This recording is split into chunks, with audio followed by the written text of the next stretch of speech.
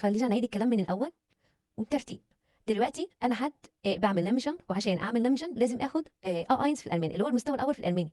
طيب أنا واحد ما باعرفش أذاكر لغة، أنا ما عنديش الفلوس والمقدرة المادية إن أنا أروح آخد كورس، لأن كورسات اللغات عندنا في مصر غالية غالية جدا وبتاخد رقم يعني. خلاص، طيب أنا عملت إيه في الحالة بتاعتي عشان آخد A1؟ أول حاجة عملتها جبت كتاب. يعني أول حاجة عملناها جبت كتاب منشن اللي شغال منه كوتا. فأول حاجة المنهج اللي هو كتاب، أخدت من الكتاب ده حاجتين: كلمات، وتقريبا حوالي في كل درس 12 أو 13 كلمة، مش كتير، وجرامر. خلاص، ذاكرت دول بس.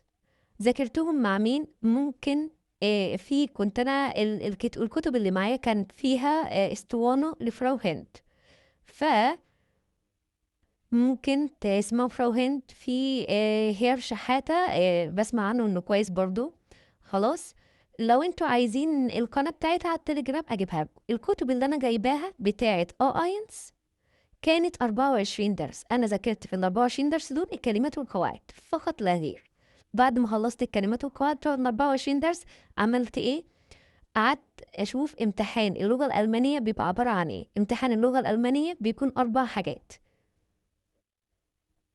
بيبقى 4 حاجات: سماعي، قراءة،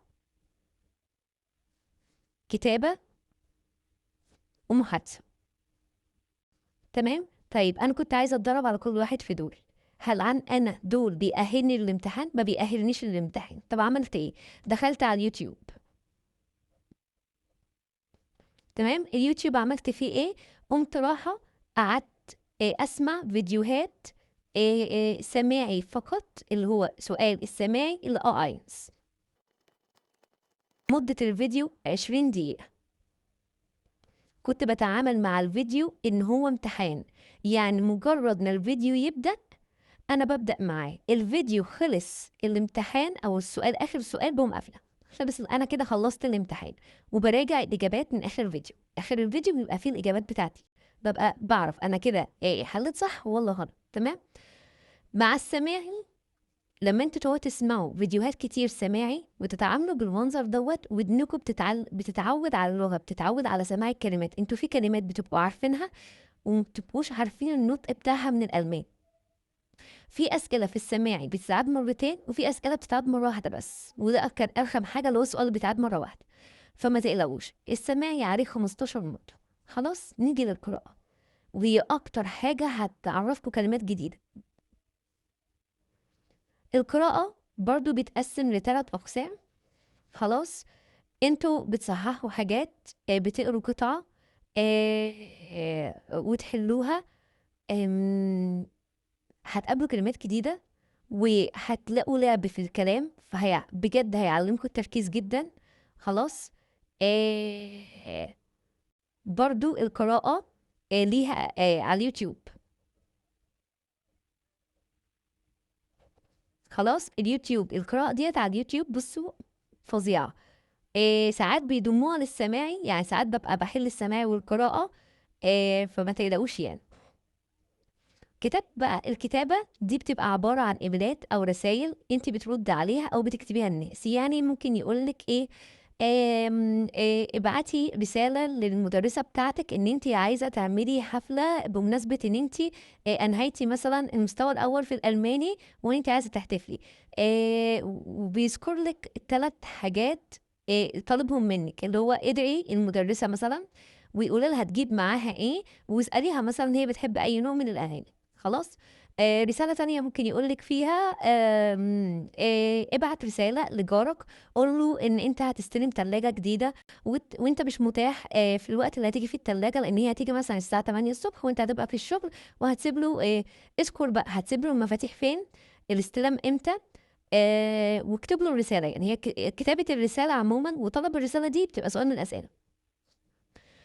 كان في PDF كان نازل. الPDF دوت كان في جميع الرسائل كان في جميع أسئلة المحادثة اللي بتتسألي، وهي في منها سؤال أصلا يعني شبه محفوظ، أعرف نفسك. فبتقعدي قدام المدرس أو اللي بيمتحنك، بتعرفي نفسك، ويبقى قدامك ورقة مكتوب فيها سنك واسمك و آه، أي لغات بتتكلمي. بيبقى في أسئلة كده أنت بتجاوبي عليها، وهي بتبقى أسئلة أساسية، بتبقى سهلة جدا. فبتعرفي هو المشكلة في المحادثة هو إن أنت يبقى عندك الجرأة إن أنت تتكلمي وما بتبقيش خايفة. فثقتك في نفسك هي اللي بتعديكي من المحادثة. وفي أسئلة تانية اللي هي بتطلبي حاجة من حد، فأنت بتطلبي من اللي جنبك. مثلا لو بيجيلك ورقة بتقلبيها، الورقة دي مثلا بيقولك اطلبي فيها من مثلا المعطف، فتسألي اللي جنبك ممكن اخد المعطف بتاعك، هو بيرد عليك اه او لا، وده عادي. لا حتى لو قولك لا مفيش حاجة يعني. وفي أسئلة تانية اللي هو الحاجة الممنوعة، اللي هو لو سمحت ممنوع الأكل هنا، ممنوع تمشي الكلب هنا وكلام من ده. فأنا هنا بتقولي المعذرة أو Entschuldigung أو es tut mir leid. ما كنتش أعرف مثلا ich weiß nicht. الواحد بقى بينسى خلاص. فدي المحادثة، فدي أسئلتها معروفة، وكانت في الPDF برضو. آه، يعني بتعرفي ايه الاسئله، فده بيديكي انك تطمني يعني. فالPDF كان فيه حاجات كتير جدا، من ضمنها الرسائل. خلاص كانوا مش عارف حاجه و20 تقريبا. انا جمعتهم وحلتهم. بعد ما حلتهم بقيت اكتب الاسئله تاني واحاول احلها من دماغي. لو انتي ما عندكيش حد يساعدك، انا مثلا جوزي كان بيساعدني في الكتابه، صحح الاخطاء الاملائيه والكلام من ده.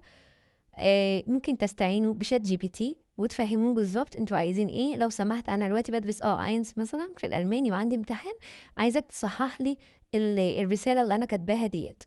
ولازم تهتموا في الرساله بكام حاجه: النقطه، نهايه الجمله، الكوما الفاصله، والكابيتال لتر اللي هو الحروف الكابيتال، والحروف السمول، لان الكابيتال ليه معنى والسمول ليه معنى، والكابيتال بيجي امتى وما بيجيش امتى وكرامات. الحاجات دي مهمة جدا عند الألمان. اعتقد ان انا اختصرت الموضوع، واي حد بيتعلم لغة بالتوفيق ان شاء الله، وربنا يعدها لكم على خير. باي باي.